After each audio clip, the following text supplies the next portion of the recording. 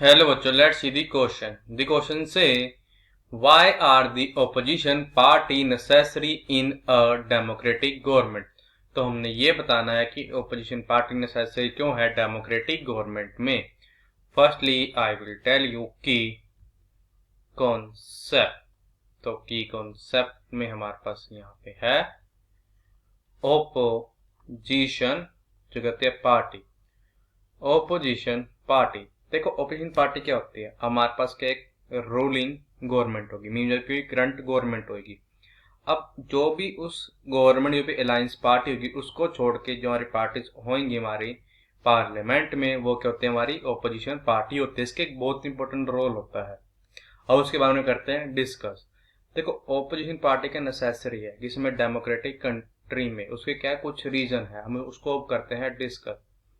देखो जो opposition party है ना वो करती है गवर्नमेंट से क्वेश्चन पूछती है किस पे, जो पब्लिक के इशू होते हैं उस पे. अब मान लो जैसे महंगाई काफी बढ़ रही है तो अपोजिशन पार्टी क्वेश्चनिंग करेगी जो करंट गवर्नमेंट है उससे कि इतनी महंगाई बढ़ रही है, आप क्या कर रहे हैं, इसको आप कंट्रोल कैसे करेंगे, इतनी महंगाई क्यों बढ़ी, आप पब्लिक को क्या रियायत देंगे इसमें. ऐसे पब्लिक से जो उनके मैटर होते हैं, जो पब्लिक की प्रॉब्लम होती है करती है, उसके बारे में क्वेश्चनिंग करते हैं कि आप इस प्रॉब्लम को कैसे रिमूव करोगे. ये है वन ऑफ द रीजन. वापस के और नेक्स्ट रीजन क्या आता है, जो ओपोजिशन पार्टी होती है ना वो करती है, नजर रखते हैं किस पे, करंट गवर्नमेंट ताकि करे वो अपनी पावर का मिसयूज ना करे. अब यहाँ पे देखो पावर का मिसयूज करना कैसा आता है. मान लो एक एमपी है, ठीक है, वो जो रूलिंग पार्टी है उसका एमपी है, मीन जो गवर्नमेंट करंटली चल रही है उस पार्टी का है मेंबर ऑफ पार्लियामेंट. अब मान लो उसके बच्चे ने अपनी गाड़ी से किसी को मार दिया, अब उन्होंने क्या अपनी पावर का यूज करके उसको बचा लिया. तो जो हमारी ओपोजिशन पार्टी हुई ना वो इस चीज मुद्दे को रेस करेगी पार्लियामेंट में, कहेगी कि भाई उस एमपी के लड़के ने मारा और उसकी हेल्प किसने करी, गवर्नमेंट अपनी पावर की वजह से उसको बचाया जा रहा है. वो इस तरह के मुद्दे पार्लियामेंट में भी उठाएंगे और देश के सामने भी रखेंगे.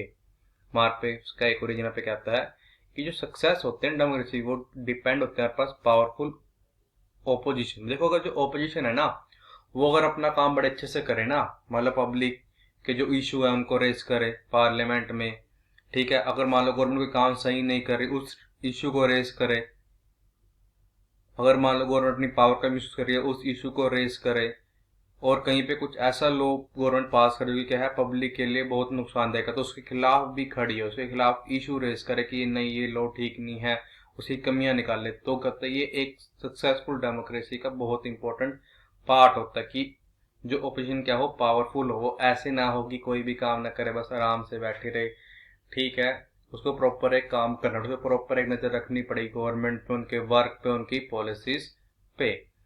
और जो ओपोजिशन है वो एक्ट करती है एज ए प्रेशर ग्रुप का. हाँ, जो जो करंट गवर्नमेंट में प्रेशर रहता है कि अगर हम ढंग से काम नहीं करेंगे तो हमारे पास ओपोजिशन पार्टी नजर रखी हुई है, अगर जो हम गलत काम करेंगे उसके खिलाफ वो क्या है आवाज उठाएगी. तो इस तरह का प्रेशर रहता है किसके ऊपर, करंट गवर्नमेंट के ऊपर. तो ये एक्ट करते हैं एज ए प्रेशर ग्रुप की तरह. और ये करते हैं जो ड्रॉबैक्स होते हैं ना गवर्नमेंट के. अब मान लो 11 पे हेल्थ डिपार्टमेंट है, ठीक है, अब एम्स हॉस्पिटल हो गया, अब उसके अंदर मान लो क्या है बेड की बहुत ज्यादा कमी है, तो इस तरह के इशू को रेस करेगी भाई बेड की कमी है आप इसको पूरा कैसे करोगे. और मान लो क्या है कि अब जो करंट गवर्नमेंट है उसने मास में क्या करप्शन होगी, उन्होंने मान लो कोई प्रोजेक्ट दिया बनाने उसमें बहुत ज्यादा करप्शन, तो इस तरह की इशू को भी रेस करती है. क्या ड्रॉबैक्स हैं गवर्नमेंट के, जो कि क्या कमियां हैं गवर्नमेंट की उनको करती है, वो उन ऐसी इशू करती है रेस पब्लिक के सामने भी, आल्सो पार्लियामेंट में भी. ये अगर हम बात करते हैं लेजिस्लेटिव असेंबली की उसमें भी, अगर देखो एमपी है तो करेगा पार्लियामेंट में, अगर वो एमएलए है तो वो रेस इसमें करेगा, वो रेस करेगा अपनी लेजिस्लेटिव असेंबली में. तो इसलिए हम ये कह सकते हैं कि जो ओपोजिशन पार्टी है ना वो नेसेसरी है किसमें, अगर हम बात करें यहाँ पे डेमोक्रेटिक गवर्नमेंट, बिकॉज इसके अंदर वो एक बहुत ही इंपॉर्टेंट रोल प्ले करती है. यही तुमको बताना था, यही क्या हमारा रिक्वायर्ड आंसर है. I hope you understood it well. All the best. Thank you.